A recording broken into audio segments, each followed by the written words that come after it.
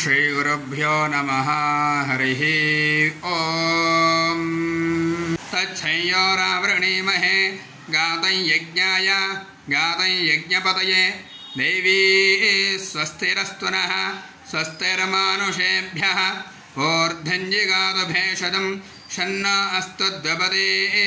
शञ्चतुष्पदे। ओम शांति शांति शांतिः। ओम सहस्रशीर्षा पुरुषः सहस्राक्षः सहस्रपात् स भूमिं विश्वतो वृत्वा अत्यतिष्ठद्दशाङ्गुलं पुरुष एवेदगं सर्वं यद्भूतं यच्च भव्यम् उतामृतत्वस्येषानः यदन्नेनातिरोहति एतावानस्य महिमा अतो ज्यायागुश्च पूरुषः पादोऽस्य विश्वभूतानि त्रिपादस्यामृतं दिवि त्रिपादोर्ध उदेत्पुरुषः पादोऽस्येह भवात् पुनः ततो विश्वं व्यक्रामतो शासनानशने अभि तस्माद्विराडजायत विराजो अधिपूरुषः स जातो अत्यर्च्यत पश्चाद्भूमिमथो पुरः यत्पुरुषेण हविषा देवा यज्ञमतन्वत वसन्तो अस्यासीदाज्यं ग्रीष्म यद्भः शरद्धविः सप्तास्यासन् परिधयः त्रिसप्तसमिधः कृताः देवा यद्यज्ञं तन्वानाः अबध्वन् पुरुषं पशुं तं यज्ञं बर्हिषि प्रोक्षन् पुरुषं जातमग्रतः तेन देवा अयजन्त साध्यार्षयश्च ये तस्माद्यज्ञात् सर्वहुतः सम्भृतं वृषदाज्यं पशोगुस्तागुश्चक्रे वायव्यान् आरण्याग्राम्याश्च ये तस्माद्यज्ञात् सर्वहुतः रचः सामानि जज्ञिरे छन्दागोंसजज्ञिरे तस्मात् यजुस्तस्मादजायत तस्मादश्वा अजायन्त एके च भयाततः गावो हरग्निरे तस्मात् तस्माज्जाता अजावयः यत्पुरुषं यदधुः कतिधा व्यकल्पयन् मुखं किमस्य को बाहु का ऊरोपादा उच्येते ब्राह्मणोऽस्य मुखमासीत्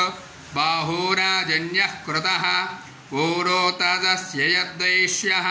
पद्भ्यागो शूद्रो अजायत चन्द्रमा मनसो जातः चक्षुः सूर्यो अजायत मुखादिन्द्रश्चाग्निश्च प्राणाद्वायुरजायत नाभ्या आसीदन्तरिक्षं शीर्ष्णोद्यौ समवर्तत पद्भ्यां भूमिर्दिशः श्रोत्रात् तथा लोकागो अकल्पयन् वेदाहमेतं पुरुषं महान्तम् आदित्यवर्णं तमसस्तु पारे सर्वाणि रूपाणि विचित्य धीरः नामानि कृत्वाभिवदन् यथास्ते धाता पुरस्ताद्यमुदा जहार शक्रः प्रविद्वान् प्रदिशश्चतस्रः तमेवं विद्वानमृत इह भवति नान्यः पन्था अयनाय विद्यते यज्ञेन यज्ञमयजन्त देवाः तानि धर्माणि प्रथमान्यासन् ते हन्नाकं महिमानः सजन्ते यत्र पूर्वे साध्याः सन्ति देवाः अद्भ्यः सम्भूतः पृथिव्यैरसाच्च विश्वकर्मणः समवर्तताधि तस्य त्वष्टा विदधद्रोपमेति तत्पुरुषस्य विश्वमाजानमग्रे वेदाहमेतं पुरुषं महान्तम् आदित्यवर्णं तमसः परस्तात् तमेवं विद्वानमृत इह भवति नान्यः पन्था विद्यते यनाय प्रजापतिश्चरति गर्भे अन्तः अजायमानो बहुधा विजायते तस्य धीराः परिजानन्ति योनिं मरीचीनां परमिच्छन्ति वेधसः यो देवेभ्यः तपति यो देवानां पुरोहितः पूर्वो यो देवेभ्यो जातः नमो रुचाय ब्राह्मये ऋचं ब्राह्मं जनयन्तः देवा अग्रे तदब्रुवन् तस्त्वैवं ब्राह्मणो विद्यात् तस्य देवा असन्वशे श्रीश्च ते लक्ष्मीश्च पत्न्यौ अहोरात्रे पार्श्वे नक्षत्राणि रूपम् अश्विनौ व्यात्तम् इष्टं मनिषाना अमं मनिषाना सर्वं मनिषाना तच्छयोरावृणीमहे गातं यज्ञाय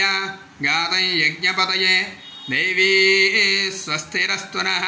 स्वस्तिर्मानुषेभ्यः ऊर्ध्वञ्जिगातु भेषजं शन्नो अस्तु द्विपदे शञ्च दुष्पदे ॐ शान्तिः शान्तिः शान्तिः।